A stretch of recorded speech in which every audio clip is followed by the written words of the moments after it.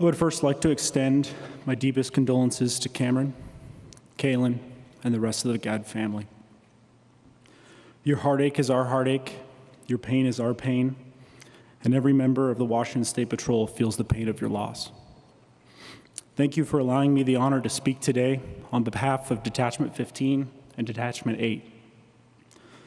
I would also like to thank our community and our first responders for all of your help and support during this difficult time. The outpouring of love and support has been simply overwhelming. We have felt the support from across the country, and I cannot express my appreciation enough. After graduating in late 2022, Chris hit the ground running and was determined to make a difference. He was so proud, so proud to be a Washington State Trooper and to follow in the steps of his father. In December of 2023, Chris had been texting and emailing me in order to arrange a time to meet with me prior to reporting to my detachment in 2024. Our schedules never overlapped, so I finally invited him over to my house so we could have this discussion he so badly wanted to have. Chris showed up at my house and proceeded to tell me how excited he was to work for me and how much he was looking forward to the next year together. Chris then told me all about his family, Cameron and Kaylin, and talked about his medical conditions, which he certainly didn't need to do. Chris took time out of his day to come and meet with me, a sergeant he didn't even really know all that well. This spoke volumes about the person Chris was, and honestly made me excited to have the opportunity to supervise and work with him in 2024. Chris had the ability to talk to anyone in any given situation. He had a way with his words that put people at ease, even on the worst days of their lives. This isn't common amongst new troops, and it's something that is usually learned over a long career. Chris was just simply different. He had the gift of gab from day one, but I now realize he actually had the gift of Gadd. It didn't take long for Chris to blend into his new detachment. As some know, my current detachment is full of talkers. Not at all. Prior to Chris coming to Detachment 15, I found myself prying information out of my troops to see what their weekend plans were or what they did on their days off. When Chris came into the crew, it was no longer just me talking, and I had to fight to get a word in edgewise. Chris was a passionate young trooper who just wanted to make a difference in the world and hold people accountable for their actions, while doing it, of course, with a smile. Chris was determined to make our highways safer. He had a passion for arresting impaired drivers and held people accountable for their actions. Without knowing it, Chris quickly became one of the informal leaders of my detachment. He was the youngest tenured trooper in my detachment, but quickly started to push some of his fellow troops to get out of the office and stop cars. Chris stopped literally anything and everything in front of him. He did not shy away from proactivity, which stemmed from his pre-academy coaching days with Trooper Heck. Trooper Gadd desperately wanted to get to page 3 on his TAR, but was never able to actually succeed. I've had the pleasure of supervising Chris since the beginning of this year, but the amazing stories and memories of his current detachment and past crews are endless. In early 2023, Chris had stopped a vehicle on I-5, and per usual, he proudly donned his campaign hat. As he exited his vehicle, he got to the back of the car, and a large gust of wind approached. The large gust of wind took his hat right off his head and blew it out onto I-5. Chris doesn't bother to run after it and continues through his traffic stop as though nothing even happened. While outside his vehicle, Chris heard sounds off in the distance that sounded like his hat had just been run over. He continues through his traffic stop, still like nothing had ever happened, and eventually clears so he can start searching for his hat. Chris ultimately found his campaign hat, but it was now in 2 pieces. The crown of the hat had been completely separated from the brim, leaving Chris with a 360-degree sun visor. Unfortunately, during the incident, the hat badge came off and is still resting on I-5 somewhere. The dash camera recording was far funnier than the story told by Chris. His hat is captured on camera tumbling end over end down I-5 until it disappears off in the distance. From that day forward, Chris became very fond of his WSP-issued winter beanie. Chris was always the first one to arrive to assist with literally anything.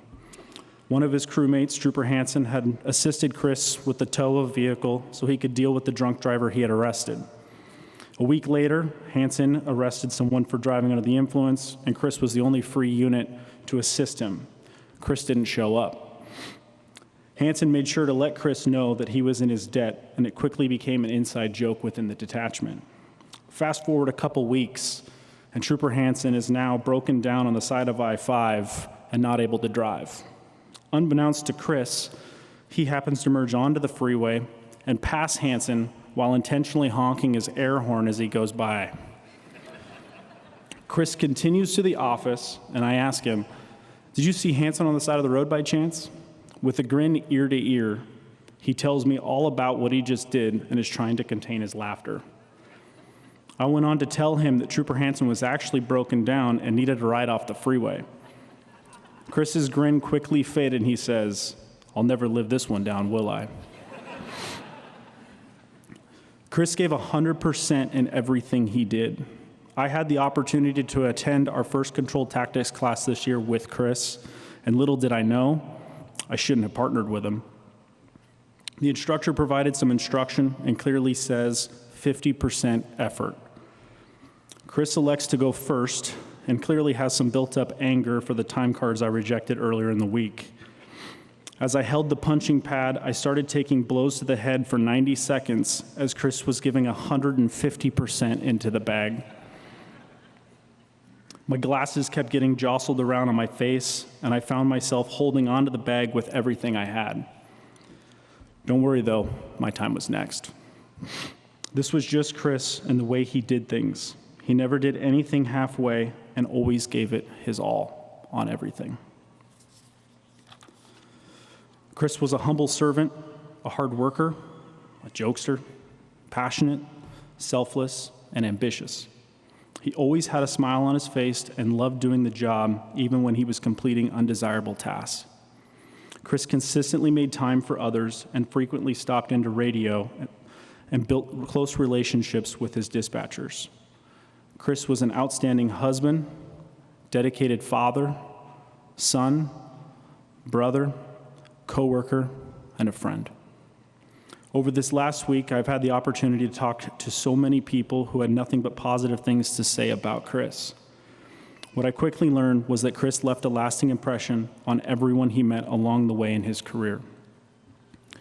Cameron and Kaylin, there are no words that I can say that will make this easier. There are no words I can say that will take the pain and loss you are feeling away. What I can say is that you are and will always be part of our Washington State Patrol family. We will forever support you, be present for you, and honor Chris with you. I will forever be grateful for you sharing Chris with our agency and for allowing me the opportunity to get to know Chris as his supervisor. Chris, I got to know you and build a deeper relationship with you over the last couple of months. As I wrote this speech and tried to find the words, I realized just how much of a lasting mark you left on my heart and in my life. I will truly cherish the conversations we had and the laughter we shared together. You will forever be a part of my life and my career. I know you will watch over us, protect us, and get us home safe. I promise that we will continue to be here for Cameron and Kaylin as they navigate through what's ahead. I promise to honor you, I promise to remember you, and I promise to carry on your legacy. As I bring this to a close, I thought hard about what Chris would want to say to all of his brothers and sisters in blue. I think Chris would want to say two things. One, don't hesitate to stop that one last car at the end of your shift. Two, hold people accountable for their actions, but ensure you do it with a smile. Rest easy, Chris. We have the watch from here. Thank you.